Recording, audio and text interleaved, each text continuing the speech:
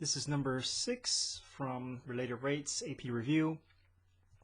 A cylindrical barrel with a diameter of 2 feet contains collected rainwater as shown in the figure. Now the water drains out through a valve at the bottom of the barrel. The rate of change of the height is modeled by this dHdt equals -1/10 root h, where h is measured in feet and t is measured in seconds.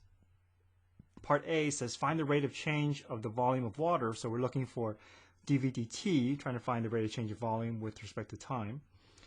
When the height of the water is 4 feet, indicate the units of measure. Again, we're dealing with cylinder, so when we're finding the when we're going through related rates, the thing we have to keep in mind is that the radius is not changing. It doesn't matter if the water level is down here or if the water level is up here. That radius is not changing, so we can at the beginning of the problem we can just go ahead and replace r with a number with a constant value. So we know the diameter is 2 feet, so radius is going to be half of that, so radius is going to be 1 feet. We take our volume equation, v equals pi r squared h, replace r with 1, and we're instantly have an easier equation to work with. V is equal to pi h. We find the derivative with respect to time, so v becomes dv dt. Pi h becomes pi times 1 dh dt. So now we want to solve for dv dt. So we replace dh dt with this given in the problem, so -1/10 root h. And we also are told that the height is 4 feet, so we can make a second substitution, replace h with 4, and then we can clean this up. We get root 4 is 2, 2 over 10 is 1/5 with a negative in front, so negative pi times 1/5 is negative pi over 5. And we're dealing with rate of change of volume with respect to time, so volume is has a unit measure of cubic feet, and then time is in terms of seconds, so cubic feet per second. That's our dV dt, negative pi over 5. Okay, part B. When the height of the water is 3 feet, is the rate of change of the height of the water with respect to time increasing or decreasing? Now, we need to pay attention to the way that this is worded. It's not asking about the rate of change of the height of water. It's asking about, is the rate of change of the height of water increasing or decreasing? So rate of change of height is already a derivative, but increase, decrease on top of that is going to take it down another derivative. So just this is a very subtle but important note that we have to be sure to be aware of. So what that means is we're asking about the second derivative, since the rate of change of height of water is dH dt.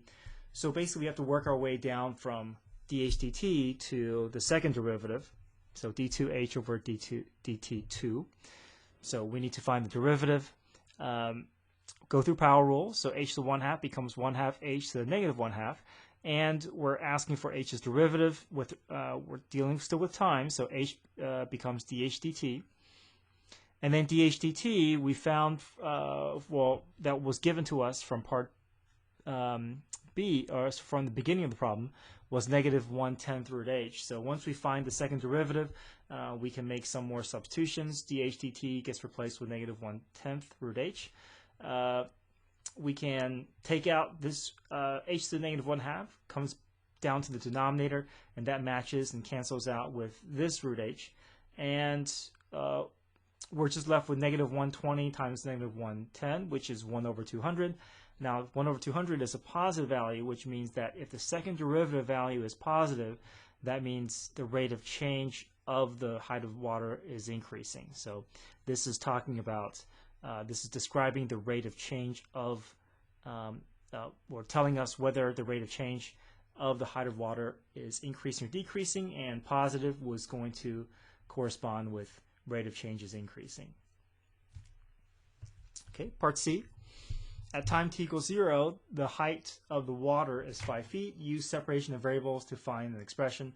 So we're going to be solving this differential equation that was given to us at the beginning. So we're going to solve for h here. So we're taking dH dt we want h's on the left, we want t's on the left, on the right, and then h's on the left. So multiply both sides by dt. I get dt over on the right side. The only thing that's out of place is this root h, so we'll divide both sides by root h. Now we have our h's grouped together on the left side, and then everything else on the right side. Let's bring that root h up to the top to get it ready for power rule. And then once we're there, then we're going to anti-differentiate both sides. H to the negative 1/2 becomes h to the 1/2 over 1/2. Negative 1/10 is the coefficient. Integral of 1 becomes t, so negative 1/10 t plus c. I'm going to clean this up a little bit here. I'm going to force that 2 to come up, 1/2 to come up as 2. And at this point, I'm going to solve for c. So 0 plugs in for t, 5 plugs in for h, because that's the order pair that was provided for us within part C. At time t equals 0, our height is 5 feet. So 5 goes in for h, 0 plugs in for t. This side goes away to 0. This becomes 2 root 5, so 2 root 5 equals c. We'll take that and replace our c value. And now we're down to something where we have our antiderivative, we have the c solved. Now just have to find a way to get h by itself. So divide both sides by 2, which is the same thing as multiplying by 1/2. So if I multiply everything through by 1/2, I get this becomes h. 1/2 times negative 1/10 becomes negative 1 over 20. 1/2 times 2 root 5 becomes root 5. And the only thing left to do is to square both sides to get that square root to go away. So square both sides, and we get h is equal to negative 1/20th t plus root 5 quantity squared.